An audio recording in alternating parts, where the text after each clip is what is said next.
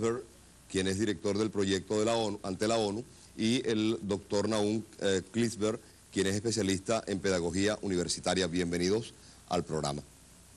¿Cuál ha sido el propósito de crear un seminario para la reforma universitaria? ¿Es que realmente hay la intención, la motivación interna en los docentes nuestros de comenzar un proceso de reforma, o es sencillamente un acto más de esos que se llenan en la universidad venezolana? No, todo lo contrario. Este evento forma parte del programa de reforma académico-administrativo que las nuevas autoridades, yo diría las autoridades que en este momento están cumpliendo un año en la Universidad del Zulia, iniciaron como programa central de su gobierno. Este programa está desarrollado por la Comisión para la Reforma Académico-Administrativa de la Universidad del Zulia, cuyas siglas se llaman COPRALUZ, y que tiene como un sonido que la identifica con la COPRE. En tanto también habla de reforma, en este caso académico-administrativa. Y este es un evento que forma parte de ese programa que se va a cumplir en los próximos 3 años. Ahora, dentro de esa reforma, supongo que hay una estratificación entre los aspectos que piensan reformarse. ¿Cómo está concebido el modelo de reforma en forma general? Bueno, esta reforma tiene varias etapas. Hay una primera etapa de evaluación institucional que pretende identificar los problemas más críticos que en este momento la Universidad del Zulia, con el crecimiento que ha venido sufriendo en las últimas décadas, está experimentando varios aspectos o problemas críticos. Por lo tanto, esta primera etapa de evaluación institucional trabajará desde el punto de vista selectivo. Se seleccionaron ya 10 proyectos pilotos para atacar aquellos problemas que las autoridades actuales consideraron más críticos en la Universidad del Zulia. ¿Y esos problemas cómo pudieran esbozarse? En principio, la reforma en total tiene un énfasis en lo administrativo. En tanto, las reformas universitarias llevadas a cabo en la Universidad del Zulia en las últimas décadas privilegiaron lo académico y el cambio de las estructuras académicas. En este caso, esta reforma está aplicando el énfasis en lo administrativo, en tanto soporte de las funciones de investigación, docencia, extensión. Para ir profundizando ya en materia y con el aporte que nos puedan dar dos personalidades de corte internacional quienes han sido invitadas a este seminario, los doctores Klitzberg, es un tanto difícil la pronunciación de su apellido. Klitzberg. Tanto al doctor Bernardo como al doctor Nahum, para hablar en torno primero a lo que puede conceptualizarse como una universidad. Quizá originalmente, siglos atrás, el concepto de universidad reunía unas condiciones características, ¿verdad?, que lo definían, pero hoy día, por la misma evolución histórica del hombre, la universidad debe haber modificado conceptualmente también, como han modificado muchos conceptos de la vida rutinaria. ¿Cómo concibe usted, cómo conceptualiza usted lo que es una universidad en forma genérica? Bueno, la universidad ha ido respondiendo a distintas necesidades de la sociedad en distintos momentos históricos. También la necesidad de la sociedad no es una, sino que hay necesidades según los distintos grupos que componen el marco social. Entonces, a veces la universidad formaba un producto que respondía a la necesidad de un grupo o de un proceso, como es el proceso de industrialización, por ejemplo. En otros momentos históricos cumplía la necesidad de dar un producto que favorecía los intereses de otro grupo. En este momento, lo que me preocupa un poco, lo que nos preocupa a los especialistas en pedagogía universitaria, es cuál es la función que cumple y que debería cumplir la universidad para la necesidad de nuestros países, los países subdesarrollados, los países latinoamericanos. Dentro de este contexto, ¿qué hacemos con nuestra universidad? Y esto es un tema sumamente preocupante, porque podemos decir que la universidad tal cual la conocemos hasta ahora no sirve para mucho, para nuestra sociedad latinoamericana, para nuestra realidad y para los desafíos que nuestra sociedad plantea. Incluso no sirve mucho ni siquiera para el estudiante, para su éxito personal. ¿Por qué? Hasta hace muy pocos años, Era suficiente ser un estudiante universitario y ya tenía garantizado que cuando se recibía, se graduaba, le daban un papelito y ya su puesto de trabajo estaba garantizado, ya estaba más o menos claro, su porvenir iba a ser de éxito más o menos económico, independientemente si se graduaba con más o menos conocimientos. Ahora eso se acabó. Se gradúa, recibe un papelito y pasa un gran porcentaje de ellos a ser desocupados laborales, y los otros, los que no pasan a ser desocupados laborales, los que de alguna forma van a ejercer su profesión, ¿no es cierto?, va a ser una forma modesta, muy laboriosa. Entonces, en lo que hace al estudiante, como forma de escalar de una forma rápida la situación, el estatus socioeconómico, en ese sentido ya no cumple esa función. Al regreso nos gustaría entonces manejar como una especie de vinculante entre lo que es la movilidad social, la dinámica social, ¿verdad?, de que el individuo pueda ir subiendo en sus propias clases o ir adelantando hacia el crecimiento vertical de su clase, y la universidad como un factor no determinante, porque no hay determinismo, no se puede, o como un factor incidencial, ¿no?, para que la gente vincule, porque aquí en Venezuela tenemos ese grave problema entre la vergüenza social de ser o no ser doctor. Vamos a identificar y al regreso volvemos con más en tu programa, El Programa.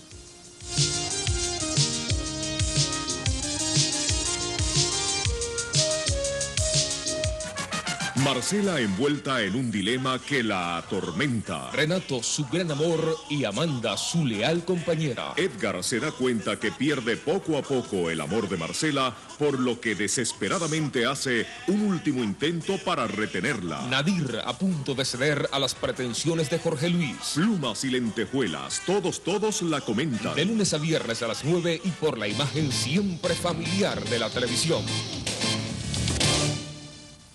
Beto, decime una cosa, criatura. Allá en Caracas hay Bambi como aquí.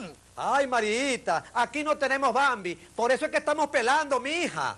Aquí, mi amor, tenemos 8 tiendas Bambi y con ofertas permanentes todos los días. Ay, Beto, por fin le ganamos una al centralismo. Y es que solo Bambi puede hacerlo, ¿vos sabéis? Solo Bambi puede hacerlo. Octubre de estrenos en el 11. Con los nuevos y sorprendentes capítulos de la comedia más vista actualmente en los Estados Unidos, Newhart. Como nuevo castor, Dick se requiere que use esa cola. ¿Cuánto tiempo? Durante todo un año. Newhart y sus simpáticos personajes queridos por todos ustedes. Dick, Joan, el inquieto Kirk y la linda Leslie. Newhart, en el octubre de estrenos de la imagen familiar de la televisión.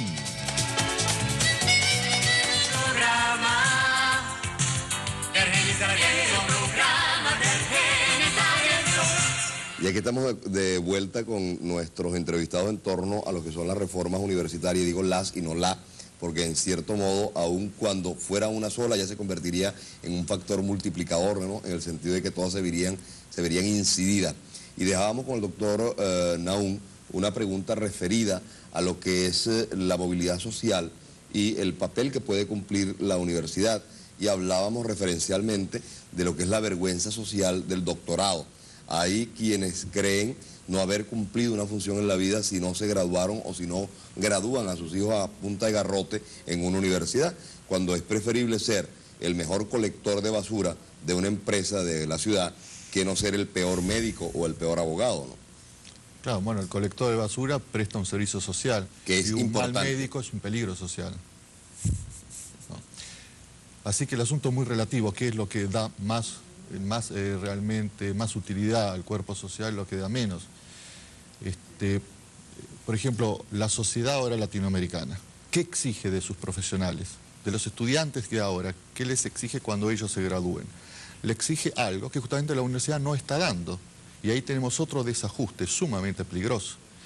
Les pide que sean altamente creativos, porque vivimos en una sociedad de cambio acelerado, donde el graduado va a tener que amoldarse rápidamente a los nuevos conocimientos, a la nueva tecnología, que a su vez en pocos años vuelve a cambiar, etc. Y si no tiene una gran capacidad creativa, con lo que él aprendió en la universidad, que el 90% son cosas ya desactualizadas cuando él se gradúa, entonces no se puede defender ni puede aportar a la sociedad, mucho menos esa creatividad que precisamos los países desarrollados para competir en tecnología con los países desarrollados, nuestros países latinoamericanos.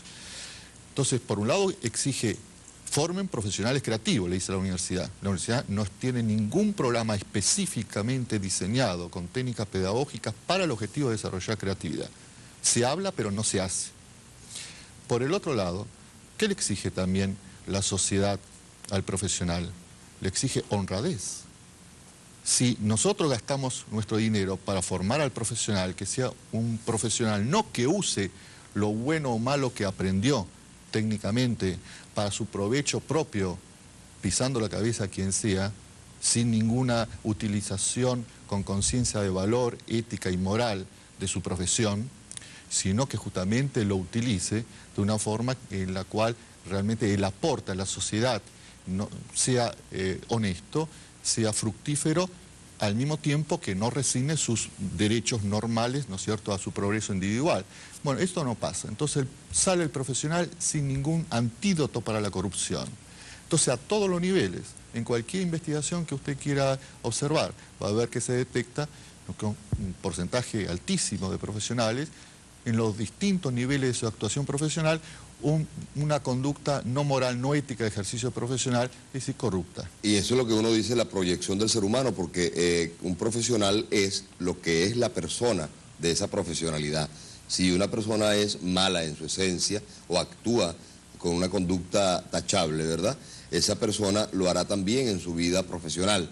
De esa manera uno puede conseguir cómo hay abogados que se pueden prestar para encarcelar inocente o liberar culpable, o médicos que se prestan para prácticas abortivas que están conduciendo a un daño social, o abogados que en lugar de conciliar una pareja por el puro recurso económico se dan el lujo de separar y de desmembrarla a la sociedad misma. O sea que hay muchas maneras de ver cómo un ingeniero levanta un edificio con el riesgo de que un leve sismo se venga abajo, o cualquier tipo de prácticas que sean disfuncionales realmente en su ejecución, que sean contrarias a lo que se propone en su función una profesión.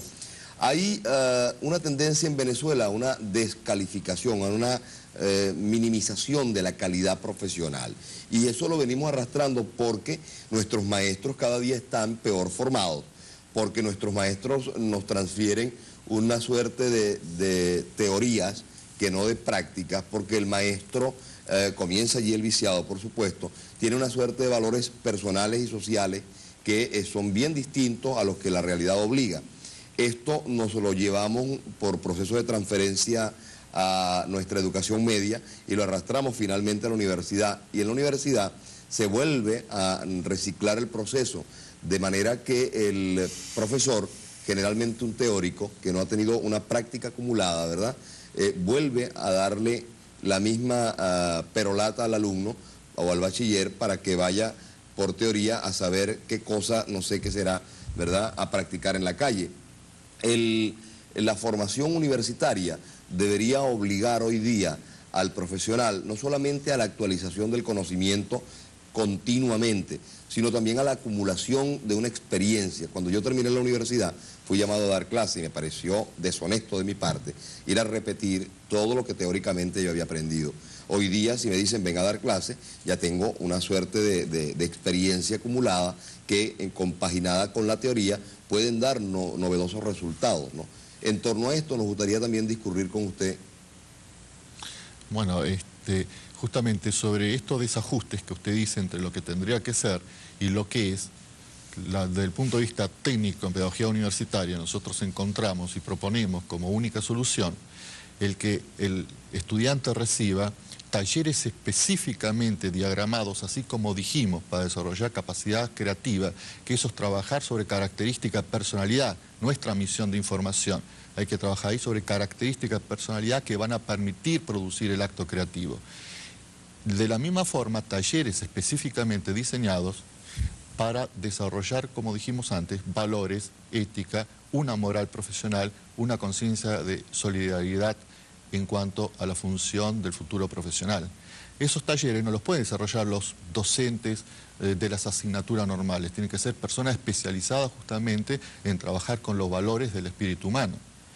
Si no, no exijamos a nuestros profesionales que sean honestos, que sean incorruptos, que sean morales, cuando en nuestra universidad eso no existe dentro del marco universitario y nadie le da eso.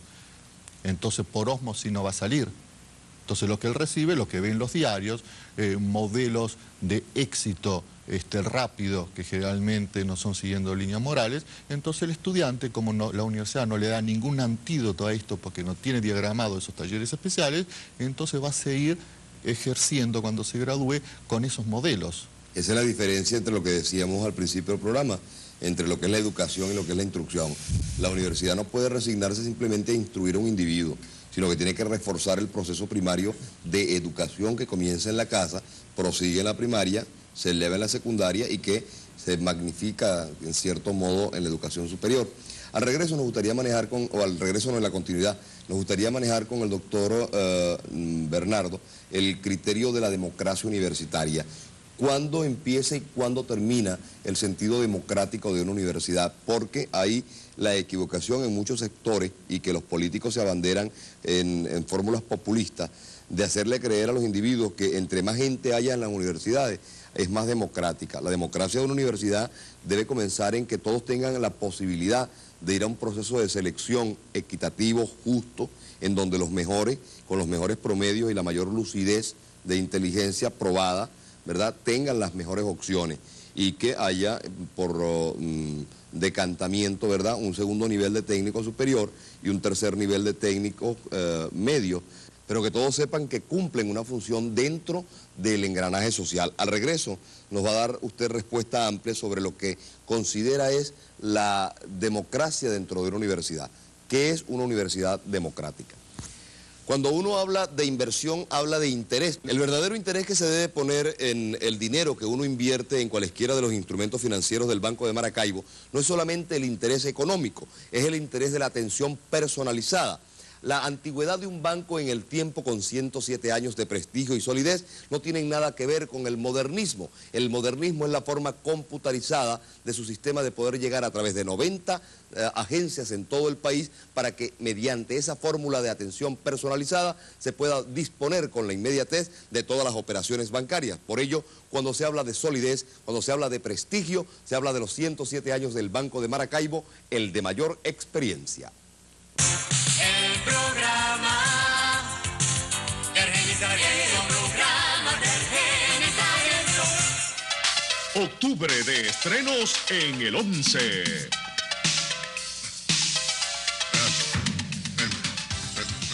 ¿Qué tal, Venus?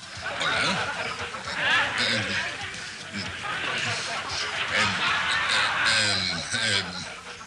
Jennifer. Estación WKRP, la estación más loca de la TV. Sí, una verdadera casa de locos, un manicomio. Con 3 sujetos que sacaban a cualquiera de quicio. Andy Travis, chiflado. Arthur Carson, chiflado. Y la madre de Carson, chiflada. Estación WKRP, la más divertida comedia que usted no debe perderse en el octubre de estrenos de la imagen familiar de la televisión. El Banco de Maracaibo no solo es el Banco de Maracaibo. Desde 1882 también es el primer banco fundado en Venezuela. Crecimos respaldando el progreso del país. Por eso, somos el banco de mayor experiencia y solidez. Venga y permítanos demostrarle las ventajas exclusivas que el Banco de Maracaibo le ofrece en cualquiera de sus 88 oficinas en todo el país. Banco de Maracaibo, el de mayor experiencia.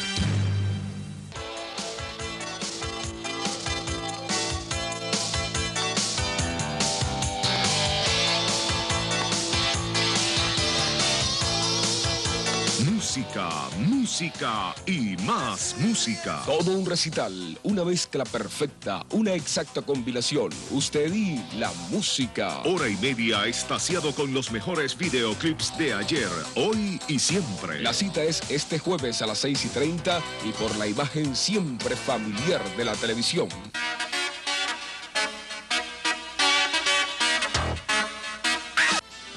Octubre de estrenos en el 11. Un momento.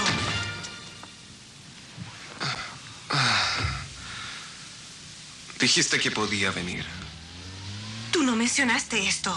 Irlanda, el sitio de los acontecimientos. Allí se llevará a cabo el más asombroso secuestro. 2 jóvenes serán las víctimas, vivirán los más cruentos momentos de su vida. Y un comando terrorista, el ejecutor de tan perverso plan. El precio, minuto a minuto, un constante suspenso.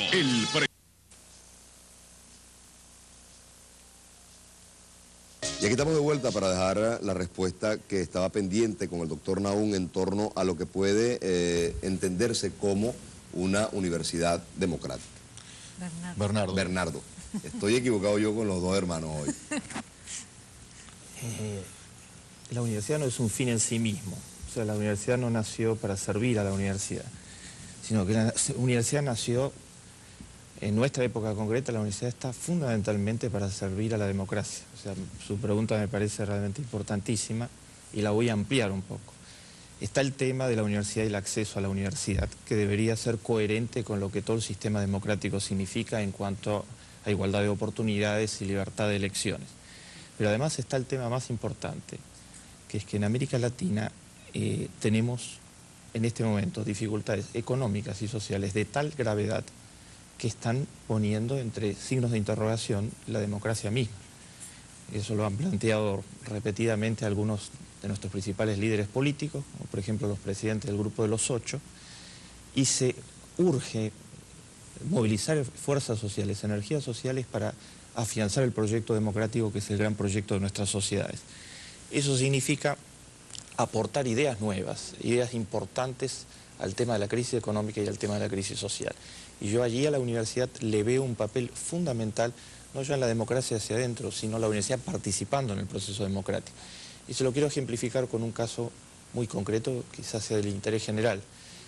Crisis social hoy en América Latina significa que ha poco menos que explotado el problema de la pobreza en América Latina. Las Naciones Unidas tienen un proyecto exclusivamente dedicado al tema de la pobreza. Ese proyecto, con la ayuda de otras organizaciones de las Naciones Unidas, ha establecido un excelente sistema de información estadístico sobre la pobreza. Y lo que sabemos hoy en día es lo siguiente. En 1985, hace 5 años, el número de personas que estaban por debajo de la línea de la pobreza en América Latina era el 41% de la población, 160 millones, muy alto. Pero en 1990 se estima, de acuerdo a las cifras que se manejan, que el número va a ser el 45% de la población, muchísimo más alto. 204 millones de latinoamericanos van a estar por debajo de la pobreza. Y se estima que de seguir así las tendencias, sin haber cambios fundamentales en la situación económica, en el año 2000, 1 de cada 2 latinoamericanos van a recibir el año 2000 desde un barrio, una villa miseria, una favela o un cantegril, es decir, de una situación de marginalidad y pobreza. Urge que tengamos ideas importantes para encarar este problema. Ahí la universidad puede tener un papel muy importante. Se están trabajando sobre ideas en donde se pueden lograr impactos importantes con costos muy reducidos en materia de política social, de programas contra la pobreza, etc. Por ejemplo, en las Naciones Unidas se ha logrado verificar de que basta armar un sistema que le dé a las mujeres del pueblo, a las mujeres de las clases populares, un año más de educación primaria normalmente, para bajar la tasa de mortalidad infantil en un 9 por 1000. Porque la madre es el principal componente en todo lo que tiene que ver con la salud del niño en los primeros años. Urge que la universidad enérgicamente intervenga en el problema de la pobreza, aportando ideas, aportando programas, aportando proyectos. Para cerrar esta reflexión, las cifras son tan terminantes que en este momento la pobreza se ha convertido en la principal causa de muerte en América Latina. Mueren por año 1,5 millones de personas imputables a problemas que tienen que ver con el hambre y la desnutrición. Y de ese 1,5 millones, 700.000 son niños menores de 1 año de edad. Una universidad democrática, una universidad que fortalezca el proyecto democrático, debe ser una universidad que tenga como una de sus prioridades el trabajo para tratar de mejorar la situación de los vastos sectores de la población que están afectados por esta situación.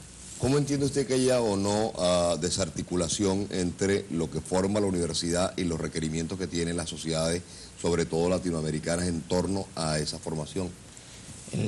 muy importante la pregunta. En la misma línea, hay 3 grandes tipos de requerimientos, simplificando, que aparecen hoy en América Latina. El tema de la democratización, fortalecer la democracia y renovarla y mejorarla y profundizarla. El tema de la crisis económica, ir hacia el desarrollo tecnológico, hacia las exportaciones, hacia la competitividad, mejorar nuestras economías. Y el tema que terminamos de plantear, erradicar la pobreza que está cubriendo casi la mitad de América Latina. La universidad debe articularse con eso. O sea, la universidad debe formar profesionales, hacer investigaciones, hacer trabajos en el medio que den soluciones en esos 3 campos. Aquí hay una universidad en ese sentido piloto, ¿no?, en la costa oriental, que es la Universidad Rafael María Baral, que parece ser que forma una determinada cantidad por periodo para cubrir determinadas necesidades en la formación profesional, y lo hace por grupos. Tengo entendido por la visita que hicieron oportunamente del programa, de que ellos solamente forman, por ejemplo, ingenieros en petróleo, 100 para cubrir un periodo determinado, porque de nada nos vale tener 5.000 ingenieros de petróleo y carecer de abogados, o tener 16.000 abogados y carecer de ingenieros químicos, como es el caso hoy día, ya que lo cito, de tener más de 17.000 desempleados en el orden de la ingeniería, porque no hay ni siquiera un campo laboral. Hasta en eso es disyuntivo, ¿no?, para la universidad. La democracia, en el sentido del proceso selectivo, acusa graves problemas políticos, es decir, la selección para cualificar o para calificar la universidad, ¿hasta qué punto es o no conveniente? Es que, como estaba planteado, hoy en día el problema se ha transformado. Entonces, el problema es el problema de si en general la población tiene acceso al sistema educacional. Está en discusión la asignación de los recursos financieros tan limitados entre el preescolar, la primaria, la secundaria y la universidad. O sea, si vamos a aumentar los niveles de alfabetización o vamos a retroceder como hemos retrocedido del año 80 al año 90, porque la situación social ha determinado una caída en los niveles de escolaridad que teníamos anteriormente en toda América Latina. Está, en segundo término, el problema de la calidad del profesional universitario que se está formando, que es el problema al que se hizo referencia anteriormente. Es decir, hay una serie de problemas todavía mucho más amplios que el simple problema de acceso a la universidad, que era el problema central hace algunos años. El problema de fondo es el que usted planteaba, que es la articulación de la universidad con el medio. En ese sentido, en lo que nos ha sido dable observar en estos años en Venezuela, algunas de las cosas que se hacen en el Zulia realmente son muy interesantes. Esta conexión entre luz y el sistema petrolero nacional es un ejemplo para América Latina en su conjunto. Es decir, este conjunto de proyectos y de programas y este apoyo que la industria petrolera está dando a la universidad, de acuerdo a lo que se nos ha indicado, son ejemplos interesantes. El hacer una escuela de vecinos en el ámbito de la universidad, como se nos ha informado, son modos en que la universidad se interconecta estrechamente con el medio. Pero hay infinitas cosas que hacer para renovar una universidad que en América Latina en general ha sido muy pasiva y muy encerrada hacia dentro suyo, y convertirla en un torbellino de ideas en el medio. Y acá, en lo que hizo referencia recién Bernardo, torbellino de ideas, las ideas no se producen por generación espontánea, las ideas solamente se producen en personas en las cuales se trabajó para desarrollarle la capacidad creativa. Usted antes aludía si es mejor formar 100 buenos ingenieros que 10.000 que igual van a sobrar. No se trata solo de los 10.000 o de los 100, porque esos solo 100. Tampoco la universidad trabaja en esos 100 para que salgan ingenieros creativos, porque no hay ningún programa específico para formar creatividad. No hay ninguna técnica pedagógica que se esté aplicando en la universidad. Ya, esto va a desarrollar tales aptitudes de la personalidad que van a permitir entonces formar un personal creativo. Entonces, sean 100 o sean 100.000, ninguno de ellos va a ser creativo. Los que van a demostrar creatividad van a ser por otras causas que hace a su vida privada en la cual desarrollaron creatividad, pero no porque la universidad le haya dado eso. Y como dijo recién Bernardo, la exigencia de la sociedad hacia la universidad es formen profesionales creativos, porque precisamos que la universidad y los profesionales ayuden a resolver los terribles problemas que ahora tenemos en Latinoamérica. Sin creatividad no se va a conseguir solucionar. Sí, es que también es parte de lo que sería la línea vocacional. Mucha gente se equivoca y escoge incluso carreras en ese desacierto porque considera que hay una mayor facilidad de poder atravesar el marasmo que significan 5 años de estudio. Y hay un divorcio con el proceso creativo. Yo estudiaba, por ejemplo, Derecho y me di cuenta al tercer año que yo podía tener una mayor inclinación hacia la parte comunicacional. La abandoné y tuve la crítica familiar que es obligada, ¿no? Dije, no, es que yo prefiero ser un buen comunicador social y no un mal abogado, o por lo menos prefiero ser un mejor comunicador social que no un abogado frustrado el resto de mi vida porque me equivoqué de carrera. Eso también tiene incidencia. Hay un tema que es más genérico que estas particularidades que yo cito, ¿verdad? Y es el problema de la política entendida no en su concepto general, sino la política en la particularidad, el partidismo dentro de la universidad. ¿Cuáles serían las proposiciones para allanar un poco el camino que enturbia tanto las relaciones de los distintos grupos en la universidad y que divorcia a la universidad de su proceso investigador? O sea, la universidad tiene que ser creativa, debe estar sumergida en la investigación y debe tener resultados tangibles, como usted lo decía, ¿verdad? En términos de, por ejemplo, preparar a la masa de esa colectividad donde está enclavada la universidad. Eso es una actividad que no debe detenerse. Preparar a la mujer, preparar al individuo para que tenga conducta vecinal, hablar de programas interactivos entre los grupos privados o del Estado y que haya una transferencia, ¿verdad? Una traspolación entre la teoría de uno y la práctica del otro. Al regreso nos gustaría manejar el concepto política y universidad, pero en sus dos secciones. La sección general de lo que es la política como tal y en la sección particular de lo que son los partidos políticos dentro de la universidad y el daño que pueden causarle a esta. Al hablar de economía, habla uno de comodidad y economía y comodidad deben marchar juntos. Esa es la razón por la cual uno se beneficia en fin de siglo. Llevamos en el aire una pregunta referida a lo que es la política en su acepción genérica y la política en su acepción específica en torno a los partidos, su penetración en la universidad y lo que puede beneficiar o lo que puede desmejorar los juegos internos de los distintos públicos que configuran una universidad determinada. Y en el caso específico, si conocen, por supuesto, lo que es propio de la Universidad del Zulia, en el caso de la Universidad del Zulia. Lo dejamos entonces con el doctor Bernardo. Claro. No voy a opinar sobre la Universidad del Zulia porque nosotros trabajamos a nivel latinoamericano, pero quizás les sea de utilidad para nuestros televidentes lo siguiente. En primer término, toda organización existente en el mundo de hoy es política en el sentido amplio de la palabra. O sea, hay luchas por el poder, y grupos y enfrentamientos en todas las organizaciones, en cualquier lugar. Pero, frente a la magnitud de los problemas que tiene América Latina, que mencionamos anteriormente, frente a una crisis económica que, de acuerdo a los datos, es la más grave de la historia de América Latina en este siglo, frente a los problemas sociales, frente a los esfuerzos complejísimos por fortalecer y profundizar el sistema democrático, hay que hacer cosas nuevas. Y en América Latina se impone la concertación nacional. En muchos países hay en estos momentos muy amplios sectores de la población que reclaman que haya la concertación. O sea, la búsqueda de aquellos puntos que tenemos en común y no especialmente de aquellos que nos dividen. Frente a los grandes problemas hay posibilidad, favorecidos por la democracia, de articular grandes concertaciones. Y la universidad debería ser no solamente un campo que esté a la retaguardia en eso, sino un campo ejemplar en eso.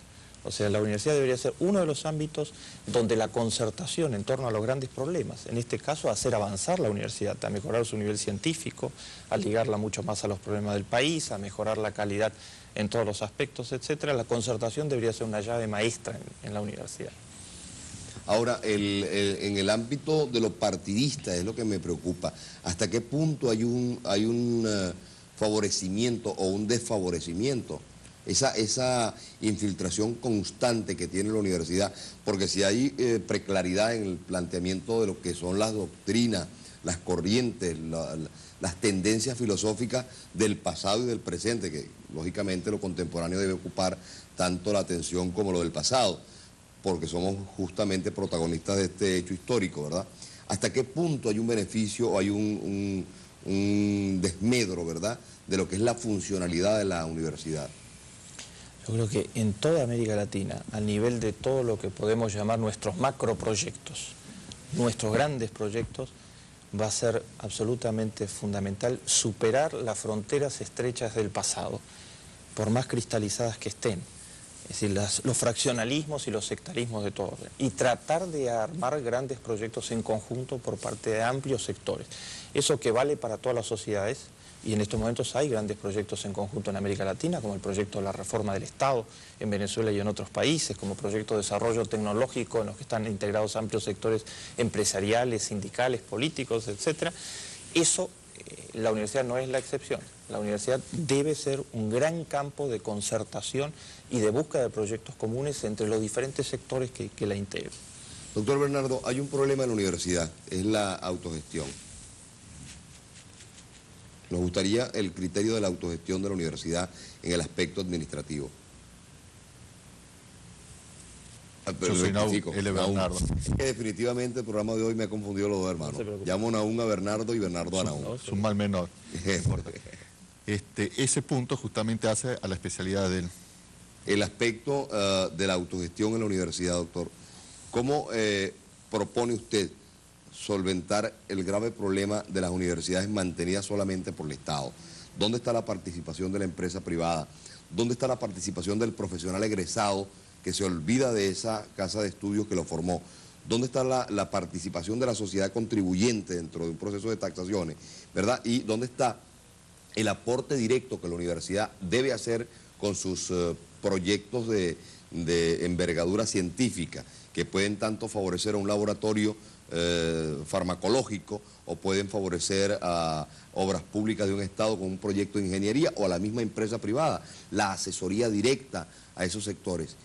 ¿De qué manera se puede enfocar, o conocen ustedes, se está enfocando en América Latina, una universidad participativa, activa, una universidad que sea capaz de crear sus propios fondos? Usted ha dado las ideas centrales de la respuesta con su excelente información. Lo que está planteado es una interacción entre la universidad y el sistema productivo totalmente diferente de las que hemos conocido en el pasado, muchísimo más estrecha en las dos direcciones. O sea, la universidad tiene que trabajar para el sistema productivo, tiene que estar atenta a la agenda de necesidades principales de la industria, de la situación social, de la situación económica, de grandes sectores populares y trabajar en esa dirección. Pero a su vez, el sistema productivo debe utilizar activamente a la universidad. O sea, este potencial enorme, el 70% de toda la investigación científica y tecnológica que se hace en América Latina se hace en las universidades. La gran mayoría de nuestros recursos humanos calificados están en las universidades. El sistema productivo debe utilizar a fondo las universidades. Es decir, debemos armar lo que le ha dado fuerza al desarrollo tecnológico en los países avanzados, que es un triángulo en donde gobierno, universidad y sociedad civil interactúen entre sí, favoreciendo el desarrollo científico-tecnológico. Para eso sus interrelaciones tienen que ser totalmente distintas del aislamiento en que se desarrollan los tres factores actualmente muchas veces en nuestras sociedades. Y a eso hay que aplicarle todas las ideas que usted ha planteado. Hay otro problema dentro de la universidad y es la participación, no ya solamente del Estado en cuanto que él aporta fundamentalmente todo, la participación del individuo no universitario. ¿En qué medida puede beneficiarse una colectividad sin que alguien necesariamente haya egresado de ella?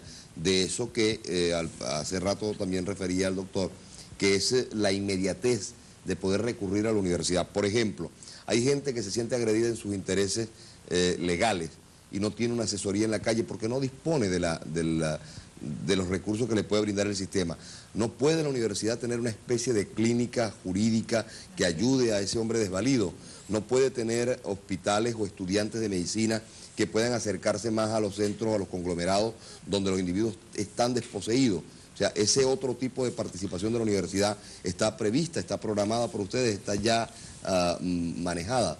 Claro, no solamente es deseable, sino que es indispensable que la sociedad brinde servicios a la comunidad, todo tipo de servicios.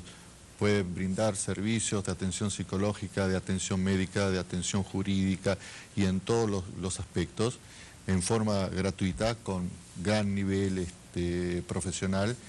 Y no solamente de esa forma se une a la sociedad, le devuelve parte de lo que la sociedad está invirtiendo en la universidad, sino que es indispensable pedagógicamente para realizar un buen aprendizaje los estudiantes de la universidad, que colaborando en esos servicios, entonces están haciendo una praxis de aprendizaje de lo que va a ser luego su profesión.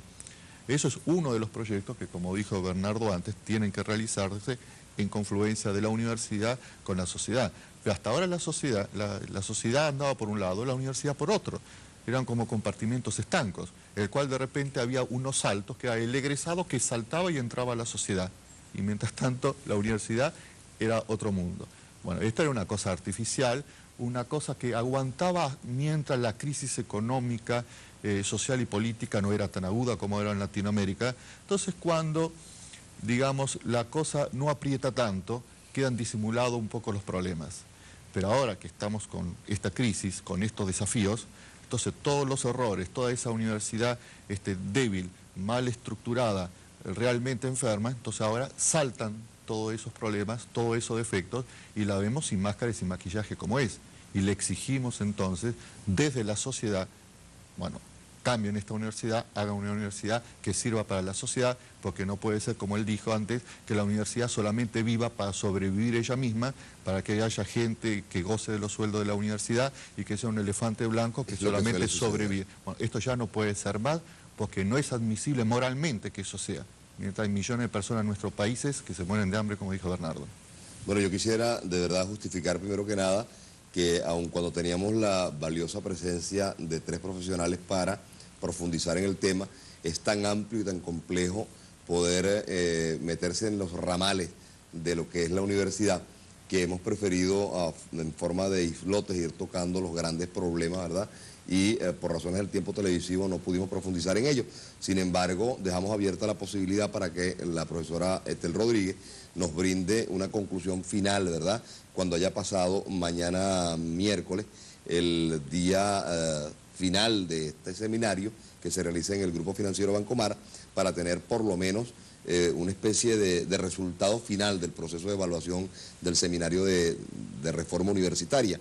Y reiterar el agradecimiento a nuestros invitados, a nuestra derecha, los doctores Nahum y Bernardo Klickberg, y de nuevo a la profesora Ethel Rodríguez. De verdad que sí, aunque justificando de nuevo, no pudimos, por razones de la misma complejidad del tema, ir particularizando, sino que lo tomamos como grandes problemas aislados, pero que están siempre concatenados unos a otros, para incentivar, motivar, para animar en toda la colectividad la inquietud que existe en la Universidad Latinoamericana y específicamente en la Universidad del Zulia hacia el redimensionamiento de lo que es la universidad y su participación activa en la sociedad.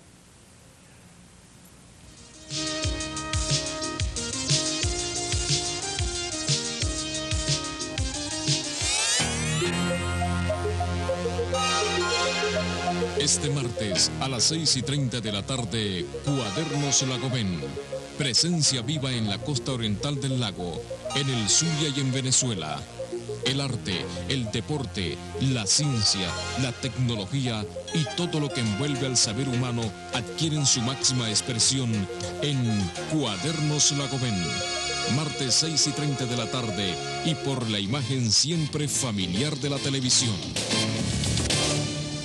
Para cualquier ocasión y en cualquier lugar del mundo, Floristería Floritálica le une a usted y a su ser querido a través de su servicio nacional e internacional de flores.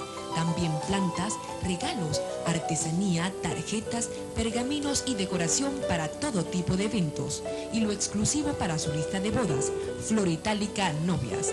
Díganos la ocasión y escoja con nosotros la flor.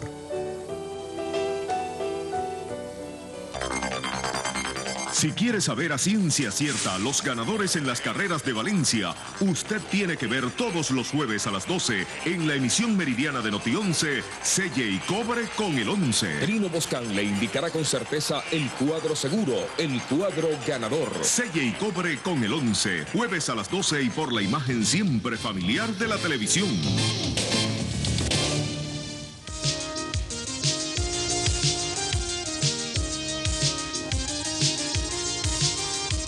Hoy por la noche tendremos la gran oportunidad de disfrutar de un concierto que en esa actividad continua de cada martes nos trae el Grupo Financiero. La música en el banco es hoy por la noche con Pedro Koski, quien en su debido momento vamos a tener la oportunidad de conversar con él, pero que para hacerlo como una antesala nos va a brindar una parcialidad de la ejecución de la polonesa heroica de Federico Chopin y que por supuesto fue grabado en marzo de este año en el estudio, o mejor dicho, en el Teatro de los Niños Cantores del Zulia, y que evidencia, aunque parcialmente, la destreza que tiene en la ejecución del piano Pedro Okoski.